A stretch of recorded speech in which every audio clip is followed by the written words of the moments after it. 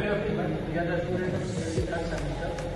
We are using machine learning to find out the shortest path by using identify algorithm. We have the point A to Z and we have to find the shortest distance between them. Here, A point is directly connected to B and directly connected to C, and A is not directly connected to point B, E and Z. The point A is B and the distance between A and B is 1. The distance between A to C is 4. So the minimum distance between A to B is 1.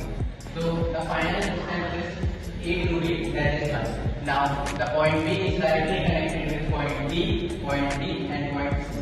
So the distance from point B to C is 2 and B to D is 5 and B to D is 7. So the final minimum distance is B to C, that is 2. So the final minimum distance from A to C is 3.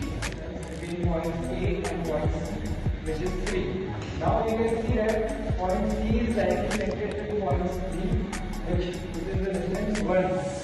And then also the point B is connected to point D, which is the distance 5, which is the maximum distance, and the point C to D is the minimum distance.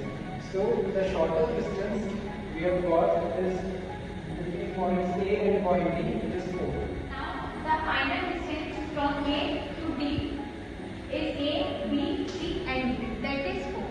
And the distance from D to E is 3, and distance from B to Z is 6. And the minimum distance from D to E is 3. And the total distance from A to E is 7.